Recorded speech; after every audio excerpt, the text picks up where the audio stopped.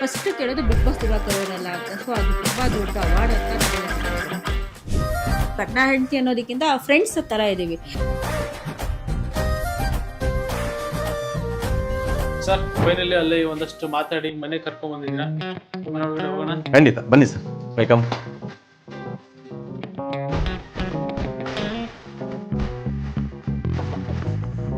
ನಿಮ್ಮ ಒಂದು ಕಿರೀಟ ಬಿಗ್ ಬಾಸ್ ಸೀಸನ್ 5 ನಿಮಗೆ ಇದನ್ನ ನೋಡಿದಾಗೆಲ್ಲ ಏನೇನು ಸರ್ ಇದೆ, ಈಗ ಡಿಗ್ರಿ, BCom, B.Ed, ಈ ಒಂದೊಂದು MBBS ಇವೆಲ್ಲ ಇದೆಯಲ್ಲ, ಅದೆಲ್ಲ ಮಾಡಿದ ಒಂದು ಸರ್ಟಿಫಿಕೇಟ್ ಸಿಗುತ್ತಲ್ಲ. ಸೊ ಅವರೆಲ್ಲ ಒಂದಷ್ಟು ವರ್ಷ ಕಷ್ಟಪಟ್ಟ ಮೇಲೆ ಸರ್ಟಿಫಿಕೇಟ್ ಸಿಕ್ಕಿದೆ. ಅದೇ ಥರ ನನಗೊಂದು ಸರ್ಟಿಫಿಕೇಟ್ ಸರ್, ನನಗೆ ಅದೇ ಎಜುಕೇಷನ್ ಸರ್ಟಿಫಿಕೇಟ್ ಇಲ್ಲ ಅಂದ್ರೂ ಕೂಡ ಇದು ಅದಕ್ಕಿಂತ ದೊಡ್ಡ ಸರ್ಟಿಫಿಕೇಟ್ ಅನ್ಬೋದು ಸರ್ ನನಗೆ. ಮತ್ತೊಂದು ರಿಯಾಲಿಟಿ ಶೋ ನೋಡ್ತಾ ಇದ್ದೀವಿ, ಸೂಪರ್ ದಂಪತಿ. ಇದು ಸೂಪರ್ ದಂಪತಿ ಅಂತ. ಇದರಲ್ಲಿ ರನ್ನರ್ ಅಪ್, ಓಕೆ, ಇದರಲ್ಲಿ ವಿನ್ನರು, ನಾನು wife. Big Boss season 5 runner up, super ದಂಪತಿಲಿ ಇಬ್ಬರು ವಿನ್ನರ್. ಒಬ್ಬರೇ ಇದ್ದಾಗ ರನ್ನರ್, ಹೌದು, ಜೋಡಿ ಇದ್ದಾಗ ವಿನ್ನರ್. ಹೌದೌದು. ಆಲ್ಮೋಸ್ಟ್ ನಮ್ಮ ಕುಟುಂಬಕ್ಕೆ ಗೊತ್ತಿರುವಾಗ ಮದುವೆ ಆಗಿದ್ದು.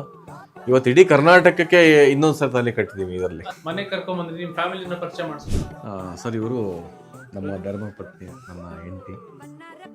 ಪ್ರತಿಯೊಂದು ಇವತ್ತು ನಾನೇನೇ ಒಂದು ಸಾಧನೆ ಮಾಡಿದೆ ಅಂದರೆ ಭಾಳ ಅವ್ರದ್ದು ತುಂಬ ಜಾಸ್ತಿ ಕೊಡುಗೆ ಇದೆ ಸರ್. ಅದೇ ಹೇಳಿದ್ನಲ್ಲ ಸರ್, ಸೊ ಪ್ರತಿಯೊಬ್ಬರು ಗಂಡಿನ ಹೆಸರಿನಿಂದ ಒಬ್ಬರು ಹೆಣ್ಣಿರ್ಬೇಕಂತಲ್ಲ, ಅದೇ ಥರ ನನಗೆ ಇವರು ಬ್ಯಾಕ್ ಭಾಳ ಸಪೋರ್ಟ್. ಇವತ್ತು ನಾನೇನೇ ಸಾಧನೆ ಮಾಡಿದ್ದೇನೆ, ಸೊ ಕಂಪ್ಲೀಟ್ ಎಲ್ಲ ಇವರೇ ಫ್ಯಾಮಿಲಿ ಕಂಪ್ಲೀಟ್. ಇವ್ರು ಒಬ್ಬರೇ ಇದ್ದಾಗ ರನ್ನರ್, ನೀವು ಜೊತೆಲಿ ಇದ್ರೆ ವಿನ್ನರ್. ಅದೇ ಹೇಳಿದೆ ಸರ್, ಅದಕ್ಕೆ ಎಕ್ಸಾಂಪಲೇ ನಾವು ಕಲರ್ ಸೂಪರ್ ಅಲ್ಲೇ ಇದು ಮಾಡಿದ್ವಿ. ಸೂಪರ್ ದಂಪತಿನಲ್ಲಿ ನಾವು ನೆಕ್ಸ್ಟ್ ವಿನ್ನರ್. ಸೂಪರ್ ದಂಪತಿಯಲ್ಲಿ ಫಸ್ಟ್. ನಾನೀಗ ಏನು ಹೇಳಿದೆ ಸರ್, ಇವ್ರಿಗೂ ನಂಗೆ ಹೆಂಗಂದ್ರೆ ಪ್ರಾಮಿಸ್ ಆಗಿ, ಬಿಗ್ ಬಾಸಲ್ಲಿ ನಾನೇನು ಒಳಗಡೆ ಅಲ್ಲ ಇವ್ರು ಏನು ಸ್ಟೇಟ್ಮೆಂಟ್ ಹೊರಗಡೆ ಕೊಡ್ತಾಯಿದ್ರು ಅದು ನಾನು ಇವ್ರಿಗೆ ಅದನ್ನ ಒಳಗಡೆ ಕೊಡ್ತಾ ಇದ್ದೆ. ನಮ್ಮಿಬ್ರು ಬಂಡಿಂಗ್ ಅಂದರೆ, ಸೊ ಅಲ್ಲಿ ಇವ್ರು ಏನು ಹೇಳ್ತಾರೋ ನಾನು ಅಂದ್ರೆ ಇಬ್ರಿಗೂ ಒಂದೇ ಮ್ಯಾಚ್ ಆಗ್ತಾ ಇತ್ತು. ಹೆಂಗಾಗಿತ್ತು ಅಂದರೆ, ಫಸ್ಟ್ ನ್ಯೂಸ್ ಚಾನಲ್ ಅವ್ರು ಇಂಟರ್ವ್ಯೂ ಮಾಡಿದ್ರು ಸೋಮಣ್ಣ ಮಾಚಿ ಅವರು. ಅವ್ರು ಹೇಳಿದ್ರು ಸೇಲ್ಸ್ ಬಿಟ್ಬಿಡ್ತೀರಾ ಅಂತ. ನಾನು ಹೇಳಿದೆ ಇಲ್ಲ ಸರ್, ನಾವು ಲಾಸ್ಟ್ವರೆಗೂ ಮೇಂಟೈನ್ ಮಾಡ್ತೀವಿ, ನಾವು ಬಿಡೋದಿಲ್ಲ ಅಂತ. ಅದು ನಾನು ಇದು ಟೆಲಿಕಾಸ್ಟಾಗಿ ಮಾರನೇ ದಿನ ಇವ್ರು ಸೇಮ್ ಸ್ಟೇಟ್ಮೆಂಟ್ ಕೊಟ್ಟರು. ಸೊ ನಾವು ಸೇಲ್ಸ್ ಬಿಡೋದಿಲ್ಲ, ಲಾಸ್ಟ್ವರೆಗೂ ಮೇಂಟೈನ್. ಅದು ಹೆಂಗಾಗೋಯ್ತದೆ ಕಾಂಟ್ರವರ್ಸಿ, ಇಬ್ಬರು ಮಾತಾಡ್ತಾ ಇದ್ದೀವಿ, ಫೋನ್ ಕಾನ್ವರ್ಸೇಷನ್ ಇದೆ, ಹಾಗಾಗಿ ಸೇಮ್ ಹೇಳ್ತಾ ಇದ್ದೀವಿ ಅಂತ. ಬಟ್ ರಿಯಲಿ ಏನಂದರೆ ಸೇಮ್ ಅಂತ ಅನ್ನೋದು ಇಬ್ಬರು ಬಾಡಿಗೆ ಅಷ್ಟೇ. ಸೊ ಇಬ್ಬರು ಮೈಂಡ್ ಸೆಟ್ ಒಂದೇ ಥರ ಇರೋದ್ರಿಂದ ಹಂಗೆ ಕೊಟ್ಟಿರೋ ಸ್ಟೇಟ್ಮೆಂಟ್ಸು. ಅಲ್ಲಿ ಯಾವ ಥರ ಫೋನ್ ಕಾನ್ವರ್ಸೇಷನ್ ಏನೂ ಇಲ್ಲ. ಅವರು ಬರೋವರೆಗೂ ಮಾತಾಡೋಕ್ಕೂ ಚಾನ್ಸ್ ಇಲ್ಲ. ಒನ್ಸ್ ಹೊರಗಡೆ ಹೋದಾಗ ಮಾತ್ರ ಮಾತಾಡಿರೋದು ನಾನು, ಅದಾದಮೇಲೆ ಏನೂ ಮಾತಾಡಿಲ್ಲ ಸರ್. ಬಟ್ ಹೊರಗಡೆ ಜನರಿಗೆ ಹಂಗೆ ಅನಿಸ್ಬಿಟ್ಟಿದೆ. ಸೊ ಸೇಮ್ ಸ್ಟೇಟ್ಮೆಂಟ್ ಆಗಿದ ತಕ್ಷಣ ಓಕೆ ಇವರಿಬ್ರು ಮಾತಾಡ್ತಾ ಇದ್ದಾರೆ, ಇವರಿಬ್ರು ಕರೆಕ್ಟ್ ಆಗಿದ್ದಾರೆ ಅಂತ. ಇಲ್ಲ, ಬಾಡಿಗೆ ವೈಸೇ ಅದು ಸೇಮ್ ಸ್ಟೇಟ್ಮೆಂಟ್ ಬಂದಿರೋದು. ಈಗ ಬಿಗ್ ಬಾಸ್ ಹೋಗೋಕ್ಕಿಂತ ಮುಂಚಿನ ಜರ್ನಿ ಯಾವ ರೀತಿ ಆಗಿತ್ತು, ಆಫ್ಟರ್ ಬಿಗ್ ಬಾಸ್ ಜರ್ನಿ ಹೆಂಗ್ ನಡೀತಾ ಇದೆ, ಯಾವ ಥರ ನಿಮ್ಮ ಲೈಫ್ನ ನೀವು ನೋಡ್ಕೊಳ್ತಾ ಇದ್ದೀರಾ ಅಂತ? ಹಂಗಂತ ಕಂಪ್ಯಾರಿಸಮ್ ಏನಿಲ್ಲ ಸರ್, ನಮ್ಮಿಬ್ರು ಬಾಂಡಿಂಗ್ ಸೇಮ್ ಥರನೇ ಇದೆ. ಅಚೀವ್ ಮಾಡಬೇಕು ಅಂತ ಆಸೆ ತುಂಬಾ ಇತ್ತು. ಅದಕ್ಕೆ ಬಿಗ್ ಬಾಸ್ ತುಂಬ ದೊಡ್ಡ ಸ್ಟೇಜ್ ಆಯಿತು ನಮಗೆ.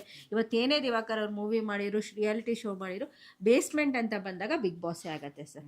ಅದಾದಮೇಲೆ ಇನ್ನು ನೋಡೋ ವೇ ಅಂತ ನೋಡಿದ್ರೆ ತುಂಬ ಬದಲಾಗಿರುತ್ತಲ್ವ. ಅದಕ್ಕೆ ಮುಂಚೆ ಕಾಮನ್ ಪೀಪಲ್ ಆಗಿರ್ತೀವಿ, ಅದಾದಮೇಲೆ ಇವಾಗ ಸೆಲೆಬ್ರಿಟೀಸ್ ಆಗ್ತೀವಿ.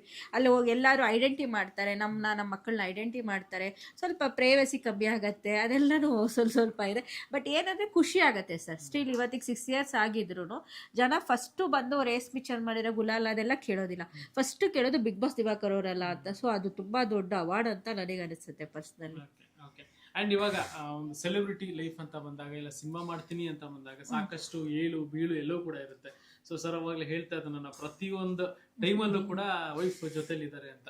ಸೊ ಆ ಏಳು ಬೀಳು, ಆ ಒಂದಷ್ಟು ಕಷ್ಟದ ದಿನಗಳು ಅವೆಲ್ಲ ಅಂತ ನೋಡಿದಾಗ ಯಾವ ರೀತಿಯಾಗಿ ನೀವು ಸ್ಟ್ರೆಂತ್ ಆಗಿರ್ತೀರಾ ಅಂತ? ಮೋರ್ ದೆನ್ ನಾವಿಬ್ಬರು ಬಾಂಡಿಂಗು 14 years ಆಗ್ತಿದೆ ಸರ್. ಈ February 14th ಬಂದರೆ ಎಕ್ಸಾಕ್ಟ್ಲಿ 14 years ನಮ್ಮದು ಕಂಪ್ಲೀಟೆಡು. ಸೊ February 14th ನಮ್ಮ ಮ್ಯಾರೇಜು. ಸೊ 14 years ಆಗಿರೋದ್ರಿಂದ ಏನಾಗಿದೆ ಅಂದರೆ, ಮೋರ್ ದೆನ್ ನಾವಿಬ್ಬರು ಗಂಡ ಹೆಂಡತಿ ಅನ್ನೋದಕ್ಕಿಂತ ಫ್ರೆಂಡ್ಸ್ ಥರ ಇದ್ದೀವಿ. ಸೊ ಹಾಗಾಗಿ ಇವರು ಎಲ್ಲ A to Z ಶೇರ್ ಮಾಡ್ಕೊಳ್ಳೋದ್ರಿಂದ, ನನ್ನ ಕಡೆ ಏನು ಸಜೆಷನ್ ಆಗುತ್ತೋ ನಾನು ಕೊಡೋದ್ರಿಂದ ಅಲ್ಲಿ ಬ್ಯಾಲೆನ್ಸ್ಡಾಗಿ ಹೋಗುತ್ತೆ ಸರ್. ಇವಾಗ ನಾನು ಸ್ವಲ್ಪ ಹೈಯಲ್ಲಿದ್ದಾಗ ಇವ್ರು ಸ್ವಲ್ಪ ಕೂಲ್ ಆಗ್ತಾರೆ, ಇವ್ರು ಹೈಯಲ್ಲಿದ್ದಾಗ ನಾನು ಸ್ವಲ್ಪ ಕೂಲ್. ಮೋಸ್ಟ್ ಆಫ್ ಟೈಮ್ ಇವರೇ ಹೈಯಲ್ಲಿ ಇರ್ತಾರೆ, ನಾನೇ ಕೂಲ್ ಆಗಿರ್ತೀನಿ. ಕಾಮನ್ ಚಿಲ್ಲಾಗಿರ್ತೀನಿ. ಇದು ಎಲ್ಲರೂ ಒಪ್ತಾರೆ ಆ್ಯಕ್ಚುಲಿ, ಬಿಗ್ ಬಾಸ್ ನೋಡಿರೋರು ಎಲ್ಲರೂ ಒಪ್ತಾರೆ, ಇವ್ರಿಗೆ ಟೆಂಪರ್ ಯಾವ ಥರ ಬರುತ್ತೆ ಎಲ್ರಿಗೂ ಗೊತ್ತಿರೋದೆ. ಸೊ ನಾನು ಕಾಮ್ ಆಗಿದ್ದಾಗ ಬ್ಯಾಲೆನ್ಸ್ಡಾಗಿ ಬರುತ್ತೆ. ಫೇಲ್ಯೂರ್ ಸಕ್ಸಸ್ ಅನ್ನೋದು ಪಾರ್ಟ್ ಆಫ್ ದ ಲೈಫ್ ನನ್ನ ಪ್ರಕಾರ. ಸೊ ಎಲ್ಲರೂ ನೋಡ್ತಾರೆ, ಅಂದರೆ ಪ್ರೊಫೆಷ್ನಲ್ ಅಂತ ಬಂದಾಗ ಸಿನಿಮಾ ಫೀಲ್ಡ್ ಅಂತಲೇ ಅಲ್ಲ, ಬೇರೆ ಫೀಲ್ಡಲ್ಲಿರೋರು ನೋಡ್ತಾರೆ. ಬಟ್ ಸಿನಿಮಾ ಫೀಲ್ಡಲ್ಲಿರೋರು ಬೇಗ ರೆಕಗ್ನೈಸ್ ಆಗ್ತಾರೆ, ಅವ್ರದ್ದು ಐಡೆಂಟಿ ಆಗುತ್ತೆ. ಅವ್ರು ಒಳ್ಳೇದು ಮಾಡಿದ್ರು ಹೋಗುತ್ತೆ, ಕೆಟ್ಟದ್ದು ಮಾಡಿದ್ರು. ಸೊ ಹಂಗಾಗಿ ಬ್ಯಾಲೆನ್ಸ್ಡಾಗಿ ಹೋಗ್ತಾ ಇದೆ sir, no problem. Sir February 14 ಅಂದ್ರೆ love sir, love arrange? Love marriage sir. Love cum February 14 ಇಲ್ಲ, ಅದು ನಾವು ಬೇಕಂತ ಮಾಡ್ಕೊಂಡಿಲ್ಲ, ಅದು ದೇವ್ರ ಇಚ್ಛೆ ಹಂಗ್ ಬಂದಿದೆ. ಅದು ಎಕ್ಸಾಕ್ಟ್ಲಿ ನಮಗೂ ತುಂಬಾ ಸ್ಪೆಷಲ್ ನೆಕ್ಸ್ಟ್ ಫೆಬ್ರವರಿ 14th, ಯಾಕಂದ್ರೆ ಫೆಬ್ರವರಿ 14th ಪ್ಲಸ್ 14 ಇಯರ್ಸ್. ಹೆಂಗೆ ಸರ್ ಲವ್ ಸ್ಟಾರ್ಟ್? ಸರ್ ಅಲ್ಲಿ ಇನ್ನೊಂದೇನು ಗೊತ್ತಾ ಸರ್, ಫೆಬ್ರವರಿ 14th ನಿಜವಲ್ಲೂ ಭಾಳ ಖುಷಿ ಆಯ್ತು ಆ ದಿನ ಮದುವೆ. ಯಾಕೆ ಹೇಳಿ? ಅದು ಪ್ರೇಮಿಗಳಿಗೆ ಅಲ್ಲ, ಮರೆಯಕ್ಕಾಗಲ್ವಲ್ಲ. ಬೇರೆ ಒಂದೇ ಗಿಫ್ಟು. ಆಮೇಲೆ ಕೆಲವು ಆಲ್ಮೋಸ್ಟ್ ವೈಫ್ಗಳು ನಾವು ಮದುವೆ ಆಗಿದೆ ಯಾವಾಗ ಗೊತ್ತಾ, ನಾಳೆ ಏನ್ ಗೊತ್ತಾ ವಿಶೇಷ ಅಂತ ಕೇಳಿದಾಗ ಕೆಲವು ಮರ್ತೋಗಿರ್ತಾರೆ. ನಮ್ದು ಗೊತ್ತು 14th ಈಸಿ. ಇವಾಗ ನೀವು ಸೇಲ್ಸ್ ಜಾಬ್ ಅಲ್ಲಿ ಒಂದಷ್ಟು ಬಿಸಿ ಇದ್ರಿ, ಇನ್ನೊಂದ್ ಕಡೆ ಸಿನಿಮಾ ಮಾಡ್ಬೇಕು ಅನ್ನೋ ಬಿಸಿ ಇದ್ರಿ, ಯಾವ ಗ್ಯಾಪ್ ಅಲ್ಲಿ ನೀವು ಲೈನ್ ಹಾಕಿದ್ದು? ಅದೊಂದು ಸರಿ ಮಾತಾಡ್ಬೇಕಂದ್ರೆ ಒಂದು ಪ್ರೋಗ್ರಾಮ್ ಬೇಕು. ಸ್ವೀಟ್ ಆಗಿಲ್ಲ, ಸಿಂಪಲ್ ಆಗಿ ಹೇಳ್ತೀನಿ ಸರ್ ಅದನ್ನ. ಓಕೆ, ಹಿಂಗ್ ಬಂದೆ ಹಿಂಗಾಯ್ತು. ಅದು ಎಲ್ಲಿಂದ ಬಂದು ಎಲ್ಲಿಂದ ಆಯ್ತು ಸರ್. ನಾನು ಮುಂಚೆ ಯಜ್ಞಳ್ಳಿ ಕ್ರಾಸಲ್ಲಿದ್ದೆ. ಅದಾದಮೇಲೆ ಬೇರೆ ಸ್ವಲ್ಪ ನಮ್ಮದು ಲೋನ್ಗೂ ಎಲ್ಲ ಬೇರೆ ಅದರಿಂದ ಬೇರೆ ಏರಿಯಾಕ್ಕೆ ಹೋದೆ. ಸೊ ಅದರಿಂದ ನಮ್ಮ ಸ್ನೇಹಿತ ಒಬ್ಬರು ಇದ್ದರು. ಯಾಕಂದರೆ ಇಲ್ಲಿ ನಮ್ಮ ಫ್ರೆಂಡ್ ಒಬ್ಬರು ಇದ್ದಾರೆ ಪಾಪ, ಇಲ್ಲೇ ಜೊತೆಲಿ ಎಲ್ಲ ಒಟ್ಟಿಗೆ ಶೇರ್ ಮಾಡ್ಕೋಬೋದೆಲ್ಲ ಕಮ್ಮಿ ಆಗುತ್ತೆ ಅಂತ ಬಂದಾಗ, ಸೊ ಎಲ್ಲರೂ ಒಟ್ಟಿಗೆ ಸ್ನೇಹಿತರದು. ಅಲ್ಲಿ ಇವರು ಬಂದು, ಇವರು ಕೆಳಗಡೆ ಮನೆ, ನಾವು ಮೇಲ್ಗಡೆ ಮನೆ. ಸೊ ಫಸ್ಟ್ ನಾನೇ ಅವ್ರಿಗೆ ಪ್ರಪೋಸ್ ಮಾಡಿದ್ದು. ಫಸ್ಟ್ ಪ್ರಪೋಸ್ ಮಾಡಿದೆ ಅಂದರೆ, ಮೇಡಮ್ ನೀವಂದ್ರೆ ನಂಗೆ ತುಂಬ ಇಷ್ಟ, ಸೊ ನಿಮ್ಮನ್ನು ಮದುವೆ ಆಗಬೇಕು ಅಂತ ಇದ್ದೀನಿ, ಸೊ ನೀವೇನು ಹೇಳ್ತೀರ ಅಂದಾಗ ಅವರು ಅವೆಲ್ಲ ಒಪ್ಪಲ್ಲ, ನಮ್ಮ ಡ್ಯಾಡಿಯವ್ರು ಗೊತ್ತಾ ಅಂತ ಒಂದು ಫ್ಲಾಶ್ ಬ್ಯಾಕು ತಮಿಳ್ ಪಿಕ್ಚರ್ಲಿ ಬ್ಯಾಕ್ ಗ್ರೌಂಡಲ್ಲಿ ಬರ್ತಲ್ಲ ಆ ಥರ ಒಂದು ನಾನು ಬಂದು ಚೈಲ್ಡ್ ತೆಲುಗು ಪ್ರಾಪರು. ಸೊ ನಮ್ಮ ಕನ್ನಡ ಅಂತ ಬಂದಾಗ ಫಸ್ಟ್ ಮೂವಿ ಬಂದು ನಾನು ನೋಡಿರೋ ಅಪ್ಪು ಸರ್ದು. ನಾನು ಚೈಲ್ಡ್ಹುಡ್ ಇಂದ ಕ್ರಶು ಪ್ಲಸ್ ಫ್ಯಾನು. ಇವ್ರು ನನಗೆ ಫಸ್ಟ್ ಕೊಟ್ಟಿದ್ದ CD ಬರ್ತಿತ್ತು ಅವಾಗ.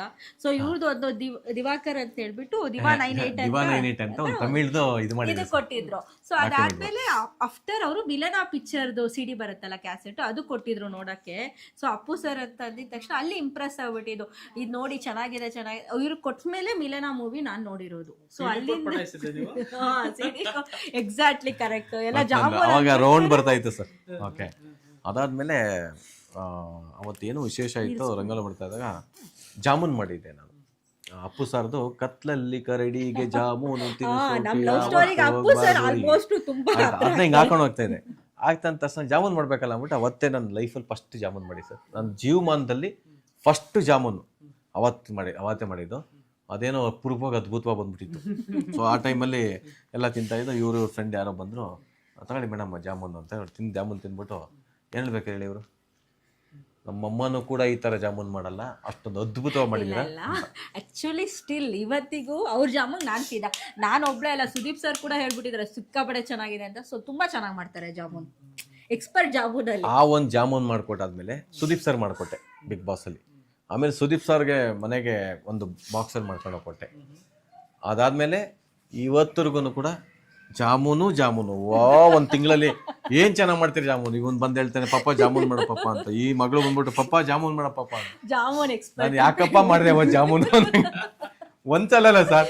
ಅದೇನು ಗೊತ್ತಾ, ಏನೋ ಒಂದು 5 ಸೆಕೆಂಡಲ್ಲಿ ಹಾಕೇಳ್ತಾನ, ಅದ ಮಾಡಬೇಕು ಒಂದ್ಸಲಿ. ಏನಂದ್ರೆ ಕೆಲವೊಂದು ಟೈಮಲ್ಲಿ ಯಾಕೆ ಮಾಡ್ಕೊಟ್ನೋ ಜಾಮೂನ್ ಅಂತ ಈಗಲೂ ಬಿಡಲ್ಲ ಸರ್. ಅಲ್ಲ ಫಸ್ಟ್ ಆಗಿ ಗೊತ್ತಿದ್ದು ನಾನೇ ಫೋನ್ ಮಾಡಿ ಸರ್ ಎಕ್ಸಾಕ್ಟ್ಲಿ ಇಲ್ಲ, ಜಾಮೂನ್ ತುಂಬ ಚೆನ್ನಾಗಿ ಮಾಡ್ತಾರೆ ಟೇಸ್ಟ್ ವೈಸ್. ಅಂದರೆ ಕೆಲವೊಬ್ರು ಚೆನ್ನಾಗಿ ಮಾಡ್ತಾರೆ ಅನ್ನೋದಕ್ಕೆ ಲವ್ ಆ್ಯಡ್ ಮಾಡಿದಾಗ ಅಡುಗೆ ತುಂಬ ರುಚಿಯಾಗಿ ಬರುತ್ತೆ, ಕಾನ್ಸೆಪ್ಟ್ ಅದು. ಬಟ್ ತುಂಬ ಚೆನ್ನಾಗಿರುತ್ತೆ ಇವ್ರು ಮಾಡೋ ಜಾಮೂನು. ಆಮೇಲೆ ನಾನು ಮದುವೆ ಹಾಕಿಂತ ಮುಂಚೆ ಸ್ವಲ್ಪ ಅಡುಗೆ ಬರ್ತಾ ಇತ್ತು. ಮದುವೆ ಆದ್ಮೇಲೆ ಸ್ವಲ್ಪ ಇವರಿಂದ ಸಣ್ಣ ಪುಟ್ಟದ್ದು ಬಿರಿಯಾನಿ ಆಗ್ಲಿ ಅದಾಗ್ಲಿ ಇದಾಗ್ಲಿ ಮಾಡಕ್ ಕಲ್ಸಿದೆ. ಸ್ವಲ್ಪ ಸರಿ ಇಲ್ಲ, ಇವರೇ ಒಪ್ಸಿದ್ದು. ಅದು ಅವರು ನಮ್ದು ಯಾವ್ದು ಫ್ರೀ ನಮ್ದು ಇವರೇ ಮುನ್ನುಗ್ಗೋದು ಬಿಗ್ ಬಾಸ್ ಎಲ್ಲ. ನಂಗೆ ಬಿಗ್ ಬಾಸ್ ಫಸ್ಟ್ ಕೂಡ ಇವ್ರ ಮನೆಗೆ ಹೋಗಿ ಯಾವ್ದಾರ ಹುಡುಗ ಬಾಡಿಗೆ ಮನೆ ಮೇಲೆ ಕೆಳಗಡೆ ಮನೆ ಇರ್ತಾರೆ, ಓಕೆ ಅಲ್ಲಿಂದ ಹೋಯ್ತು, ಅಲ್ಲಿಂದ ಬೇರೆ ರೂಮ್ಗೆ ಹೋಗಿ ಮತ್ತೆ ಬಂದು ಇವ್ರ ಅಪ್ಪ ಅಮ್ಮನ ಹತ್ರ ಹೋಗಿ ಡೈರೆಕ್ಟಾಗಿ ಮಾತಾಡೋಕ್ಕಾಗತ್ತಾ? ಅದು ಏನಂತ ಅಮ್ಮ ನಿಮ್ಮ ಮಗಳನ್ನ ನಾನು ಲವ್ ಮಾಡ್ತಾ ಇದ್ದೀನಿ, ಅದು ಸೋಲೋ ಪರ್ಫಾರ್ಮೆನ್ಸ್, ಅದು ಇವ್ರೊಬ್ರೆ, ಒಬ್ಬರೇ, ಯಾರು ಅಕ್ಕಪಕ್ಕ ಯಾರು ಫ್ರೆಂಡ್ಸ್ ಗ್ರಿನ್ಸ್ ಏನಿಲ್ಲ, ನೀವು ಯಾರು ಅವರು ಇವ್ರಿಗೆ ಒಬ್ಬರು ಇಲ್ಲ ಸರ್. ನನಗೇನಂದ್ರೆ ಓಕೆ ಹೇಳೋಣ, ಹ್ಞೂ ಅಂದ್ರೆ ತಾಲಿ ಕಟ್ಟಣ, ಇಲ್ಲ ಅಂತಂದ್ರೆ ಸುಮ್ಮನೆ ಇದ್ಬಿಡೋಣ ಅಷ್ಟೇ. ಅದು ಬಿಟ್ಟು ಕರ್ಕೊಂಡು ಹೋಗ್ಬೇಕು, ಓಡೋಗ್ಬಿಟ್ಟು ಮದುವೆ ಆಗ್ಬೇಕು ಅಲ್ಲ ಸೀನ್ ಇಲ್ಲ. ಬಂದು ಇವರಮ್ಮ ಡೈರೆಕ್ಟಾಗಿ ಅವರಮ್ಮನ ಅಂತ ಇವರು ಅವಾಗಿದ್ರು. ಇವ್ರನ್ನೆಲ್ಲ ಮೇಡಮ್ ನಮ್ಮ ಅಂತ ಹೇಳಿ ಇವ್ರು ನೋಡಿ ನಾನು ಭಯ ಪಡ್ಬಿಟ್ರು, ಏನಾಗ್ಬಿಡ್ತಾರೆ ಮನೇಲಿ ಹಂಗೆ ಹಿಂಗೆ ಅಂತ. ನಾನು ಕೂಲ್ ಆಗಿದೆ ಅಮ್ಮ ಅಂತ ಹೇಳಿದ್ರೆ ಅಮ್ಮ ಅಂತಾನೆ ಅದು ಸಡನ್ ಸರ್ಪ್ರೈಸ್. ಆಫ್ಟರ್ 6 months ಇಬ್ರು ಮಾತಾಡಿಲ್ಲ. ಇವರು ಫೋನ್ ರಿಸೀವ್ ಮಾಡ್ತಾರೆ, ಮಾತಾಡ್ತಾ ಇಲ್ಲ. ನನಗೆ ಎರಡು ಕ್ಲಾರಿಟಿ ಆಗ್ಬಿಡ್ಬೇಕು. ಹೆಂಗ ಅನ್ಸುತ್ತೆ ಸರ್ ನಿಮ್ಗೆ? ಈಗ ಫೋನ್ ರಿಸೀವ್ ಮಾಡವಿಲ್ಲ ಅಂದಾಗ ಏನ್ ಅನ್ಸುತ್ತೆ? ಇಲ್ಲ ಹೂ ಓಕೆ ಅನ್ಬೇಕು, ಇಲ್ಲ ಅನ್ಬೇಕು, ಎರಡಲ್ಲ ಅನ್ಬೇಕು, ಕನ್ಫರ್ಮೇಶನ್ ಮಾಡ್ಕೋಬೇಕಲ್ವಾ. ಯಾವುದೇ ಒಂದು ಕ್ಲಾರಿಟಿ ಇರಬೇಕು ನನ್ನ ಜೀವನದಲ್ಲಿ. ನಾನು ಕ್ಲಾರಿಟಿ ಇಲ್ದೇನೆ ಯಾವುದೇ ಕೆಲಸನೂ ಕೂಡ ಮಾಡಲ್ಲ, ಯಾವುದೇ ಒಂದು ಪ್ರತಿಯೊಂದಲ್ಲ ಅಷ್ಟೇ. ಸರಿ, ಇವ್ರ ಅಮ್ಮ ಮಗಳು ಬರ್ತಾ ಇದ್ರು. ನಾನು ನಂದು ಡಿಸ್ಕವರ್ ಬೈಕ್ ತೊಗೊಂಡು ನಿಲ್ಲಿಸಿದೆ. ಅವ್ರಿಗೆ ನೋಡಿದ್ ನನ್ನ, ಯಾಕಪ್ಪ ಮಾತಾಡ್ಬೇಕು ನಿಮ್ಮ ಹತ್ರ, ಮಾತಾಡಪ್ಪ ಅಂತ. ಈ ಮಗಳನ್ನ ಸ್ವಲ್ಪ ಮುಂದೆ ಕಳಿಸ್ತೀರ, ಸೈಡಿಗೆ ಕಳಿಸ್ಬಿಡಿ ಅಂತ ಅವ್ರು ಕಳಿಸಿ ಹಾಕೋಣ. ಭಯ ನಮಗೆ, ಭಯ. ಹೌದೇ, ನಮಸ್ಕಾರಮ್ಮ, ನಾನು ಯಾರು ಗೊತ್ತಾಯ್ತಾ ಅಂದೆ. ಸ್ವಲ್ಪ ದಿನ ಅಲ್ಲಿ ಖಾಲಿ ಮಾಡೋದಲ್ಲ, ಯಾರಪ್ಪ ನಿನ್ನ, ಅದೇ ನಿಮ್ಮ ಮನೆ ಮೇಲೆ. ಇವ್ರು ಡಿಫ್ರೆನ್ಸ್ ಎಂತಕ್ಕೆ ಅಂದ್ರೆ ಇವರು ಗೆಟಪ್ ಚೇಂಜ್ ಮಾಡ್ತಾರೆ. ಯೂಶಲಿ ಒಂದೇ ಗೆಟಪ್ ಅಲ್ಲಿ ಇರಲ್ವಲ್ಲ ಇವರು, ಬೇರೆ ಬೇರೆ. ಇವಾಗ ಸಣ್ಣ ಇರ್ತಾರೆ, ಮತ್ತೆ ಆಫ್ಟರ್ 1 month ದಪ್ಪ ಆಗ್ತಾರೆ. ಅದೇನೋ ಗೊತ್ತಿಲ್ಲ, ಅದು ತುಂಬಾ ಡಿಫ್ರೆಂಟ್ ಶೇಡ್ಸ್ ಇರುತ್ತೆ, ಐಡೆಂಟಿಟಿ ಮಾಡಕ್ ಕಷ್ಟ ಆಗತ್ತೆ. ಹಂಗೆ ಗೊತ್ತಾಯ್ತಪ್ಪ ಅಂತ. ಏನಪ್ಪ ವಿಷಯ? ಏನಿಲ್ಲಮ್ಮ, ನಿಮ್ಮ ಹತ್ರ ಏನೋ ಮಾತಾಡಬೇಕು. ಹೇಳಿ ಅಮ್ಮ. ಏನಿಲ್ಲ, ನಿಮ್ಮ ಮಗಳನ್ನ ನಾನು ಇಷ್ಟಪಡ್ತಾ ಇದ್ದೀನಿ, ಅವರು ಕೂಡ ನಾನು ಇಷ್ಟಪಡ್ತಾರೆ. ಸೊ ನೀವು ಮದುವೆ ಮಾಡ್ಕೊಡಿಯಮ್ಮ, ಚೆನ್ನಾಗಿ ಸಾಕ್ತೀನಿ ಅಂತ. ನೀವು ಮದುವೆ ಮಾಡ್ಕೊಟ್ಟಿಲ್ಲ ಅಂದರೂ ಕೂಡ ನಾನೇನಮ್ಮ ನಿಮ್ಮ ಮಗಳನ್ನ ಕರ್ಕೊಂಡು ಹೋಗಿ ನಾನು ಮದುವೆ ಆಗಲ್ಲ. ಯಾಕಂದರೆ ನೀವು ಇಷ್ಟು ವರ್ಷ ಕಷ್ಟಪಟ್ಟು ಸಾಕಿರ್ತೀರ, ಯಾವನೋ ಬಂದು ಕರ್ಕೊಂಡು ಹೋಗಿ ಮದುವೆ ಆಗೋದು ಇವೆಲ್ಲ ಆ ಥರ ಮಾಡಲ್ಲಮ್ಮ, ಮದುವೆ ಮಾಡ್ಕೊಡಿ ಅಂತ ಹೇಳಿ. ಅವರು ಏನಪ್ಪ ಬಂದ್ಬಿಟ್ಟು ಯಾವ ಜಾತಿ ಏನೋ ಅದು ಇದು ಅಂತ ಗೊತ್ತೆ, ಫಸ್ಟ್ ಟೈಮ್ ಮದುವೆ ಮಾಡ್ಕೊತೀನಿ ಅದು ಏನೇನೋ ಹೇಳ್ತಾ ಇದ್ದಿಲ್ಲಪ್ಪ. ಹಂಗೆ ನಮ್ಮ ಯಜಮಾನರನ್ನ ಅಂತ ಮಾತಾಡಬೇಕು, ನೀವು ಯಾರು ಏನು ಅಂತ ಗೊತ್ತಿಲ್ಲ ಅಂದಾಗ ನಾವು ಇದಮ್ಮ ಹಿಂಗೆ ಅಂತ ಹೇಳಿ ಅದಾದಮೇಲೆ ಅವತ್ತೇ ಓಕೆ ಅವತ್ತು ಹೇಳಿದ್ಮೇಲೆ ಅವತ್ತೇ ತಿರ್ಗಾ ಸ್ವಲ್ಪ ಹೊತ್ತು ವೆಯ್ಟ್ ಮಾಡ್ತೆ ಮತ್ತೆ ಬರ್ತಾಯಿದ್ರು. ಮತ್ತು ಇವ್ರಿಗೆ ಎಲ್ಲೋ ಹೋಗ್ತಾಯಿದ್ರು. ಏನಾದಾಗ ಅದು ಸ್ವಲ್ಪ ಹೊತ್ತು ಯಾರೋ ಫ್ರೆಂಡ್ ಹತ್ರ ಮಾತಾಡ್ತಾರೆ, ಇನ್ನು ಬರ್ತಾಯಿದ್ರು. ಅಮ್ಮ ಎಲ್ಲಿಗೆ ಹೋಗ್ತಾಯಿದ್ರು ಅಂತ. ರೀಚಾರ್ಜ್ ಮಾಡಿಸ್ಬೇಕಪ್ಪ ಅಂಕಲ್ಗೆ ಹೇಳ್ಬೇಕು, ನಮ್ಮ ಯಜಮಾನ್ರಿಗೆ. ನಾನು ರೀಚಾರ್ಜ್ ಮಾಡ್ತೀನಿ ಬಿಡಿ ಅಮ್ಮ. ಬೇಡ ಬಿಡಪ್ಪ, ನಾನು ಮಾಡ್ತೀನಿ, ನಾನೇ ಮಾಡ್ತೀನಿ ಹೋಗಮ್ಮ. ನಂಬರ್ ಗೊತ್ತು ಬಿಡಿ, ನಂಬರ್ ಮಾತಾಡ್ತಾ ಇದ್ದೆ.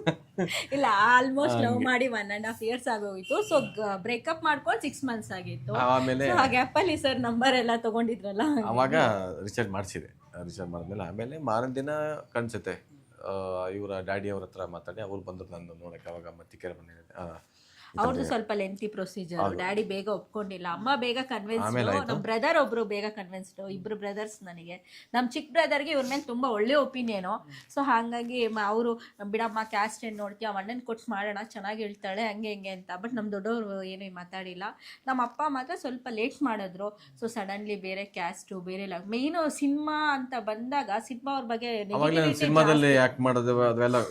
ಸೊ ನೆಗೆಟಿವಿಟಿ ಜಾಸ್ತಿ. ಅದು ನಮ್ಮಲ್ಲಿ ಯಾರಿಗೂ ಸಿನಿಮಾ ಬ್ಯಾಕ್ಗ್ರೌಂಡ್ ಇಲ್ಲ. ಸಡನ್ಲಿ ಸಿನಿಮಾ ಹೋದವರು ಅಂತ ಬಂದಾಗ ಎಲ್ಲಿ ಬಿಟ್ಟು ಹೋಗ್ಬಿಡ್ತಾರೋ. ಅದು ಯೂಶಲಿ ಸಿನಿಮಾ ಅಂದವರು ಅಂದ್ರೇ ಒಂದು ಬ್ಯಾಡ್ ಒಪಿನಿಯನು.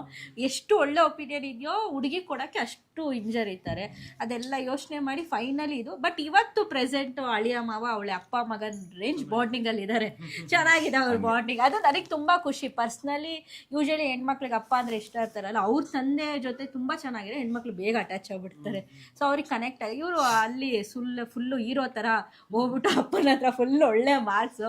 ಸೊ ಈಗ ನಂದೇನಾದ್ರು ಮಿಸ್ಟೇಕ್ ಆದ್ರೂ ಫಸ್ಟ್ ಸಪೋರ್ಟ್ ಮಾಡೋದು ನಮ್ಮ ಮನೆಯವ್ರಿಗೆ ಮಾಡ್ತಾರೆ. ಸೊ ಆ ಬಾಂಡಿಂಗ್ ಚೆನ್ನಾಗಿದೆ, ಅವರಿಬ್ಬರದ್ದು ಚೆನ್ನಾಗಿದೆ. ಮಗ ಹೌದು ಸರ್, ಸಿನಿಮಾ ಮಾಡ್ತಿದ್ದಾರೆ ಅಂತ ಹೇಳಿದ್ರೆ ಇವನು ಚೇತನ್ ಅಂತ ಸರ್. ಈಗ 7th ಸರ್. ಬಟ್ ಪೇಂಟಿಂಗ್ ಮಾಡ್ತಾನೆ. ಆಮೇಲೆ ಒಂದಷ್ಟು ದುಡ್ಡೆಲ್ಲ ಖರ್ಚು ಮಾಡಿಸ್ಬಿಟ್ಟು ಆ ಮಣ್ಣೆಲ್ಲ ತಗೊಂಡೋಗಿ ಗಣೇಶ ಏನೇನೋ ಮಾಡ್ತಾನೆ. ಇಲ್ಲಿ ಲಾಸ್ಟ್ ಪ್ರತಿಮಾ ಕಾರಂಜಿನಲ್ಲಿ ಫಸ್ಟ್ ಪ್ರೈಸ್ ಬಂದಿದೆ ಅವನಿಗೆ. ಆಲ್ಮೋಸ್ಟ್ ಎಲ್ಲ ಸರ್ಟಿಫಿಕೇಟ್ಸ್ ಆಕ್ಟಿವಿಟೀಸ್. ಫಸ್ಟ್ ಈಗ ಒಂದು ಸಿನಿಮಾದಲ್ಲಿ ಕೂಡ ಮಾಡವನೆ. ಅವನೇ ಹೇಳ್ತಾನೆ ಕೇಳಿ, ನಾನು ಹೇಳೋದಕ್ಕಿಂತ. ಯಾವಾಗ ರಿಲೀಸ್?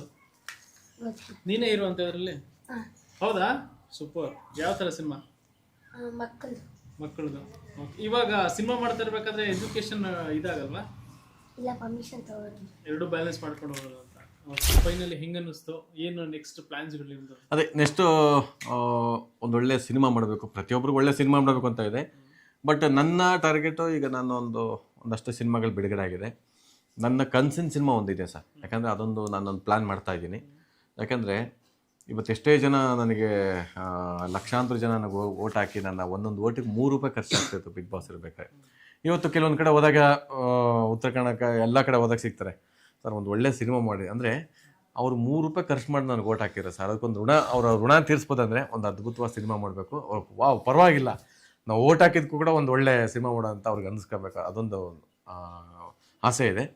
ಒಂದು ಒಳ್ಳೆ ಚಿತ್ರನ ಪ್ಲ್ಯಾನ್ ಮಾಡ್ತಾ ಇದ್ದೀನಿ ಸರ್. ಬಟ್ ಇದು ಬೇರೆ ಥರ. ಬಟ್ ನನಗೇನಂದ್ರೆ ಇನ್ನೊಂದು ಗೊತ್ತಾ ಸರ್, ಯಾರು ಟಚ್ ಮಾಡಿರಬಾರ್ದು, ಯಾರು ಮಾಡಿರೋ ಅದನ್ನು ಪ್ಲ್ಯಾನಿಂಗ್ನ ನಾನು ಹೊಸದೊಂದು ತೊಗೋಬೇಕು ಅನ್ನೋ ಒಂದು ಪ್ಲ್ಯಾನಿಂಗ್ ಇಲ್ಲ. ಅಂದರೆ ಎಲ್ಲರೂ ಮಾಡೋ ಥರ ನಾನು ಮಾಡಬಾರ್ದು. ವಿಶೇಷವಾಗಿ ನನ್ನ ಒಂದು ಆಸೆ ಮತ್ತು ಕನಸುಗಳು ಬೇರೆ ಇದೆ. ಸೊ ಆ ಪ್ಲ್ಯಾನಿಂಗಲ್ಲಿದ್ದೀನಿ. ಅದಕ್ಕೆ ಅದನ್ನು ಪ್ರಯತ್ನ ಮಾಡ್ತಾ ಇದ್ದೀನಿ. ಸೊ 100% ಈ ಥರನೂ ಕೂಡ ಸಿನಿಮಾ ಮಾಡ್ಬೋದು, ಹಿಂಗೆ ಕೂಡ ಒಂದು ಪಬ್ಲಿಸಿಟಿ ಮಾಡ್ಬೋದು, ಈ ಥರನೂ ಕೂಡ ಅಂತ ಒಂದು ಪ್ಲ್ಯಾನಿಂಗ್ ಇಟ್ಕೊಂಡಿದ್ದೀನಿ ಸರ್. ಅದನ್ನ ಅತಿ ಶೀಘ್ರದಲ್ಲೇ ನಾನು super, all the best sir. ಒಳ್ಳೇದಾಗಲಿ, ಎಲ್ಲರೂ ಕೂಡ ಒಳ್ಳೇದಾಗಲಿ ಅಂತ ಹೇಳ್ತಾ ಇಷ್ಟೊತ್ತು ಮಾತಾಡೋದಕ್ಕೆ ಥ್ಯಾಂಕ್ ಯು ಮೇಡಮ್. ಇಷ್ಟೊತ್ತು ಮಾತಾಡೋದಕ್ಕೆ ಥ್ಯಾಂಕ್ ಯು ಸರ್. ನಿಮಗೂ ಕೂಡ ಖುಷಿ. Thank you.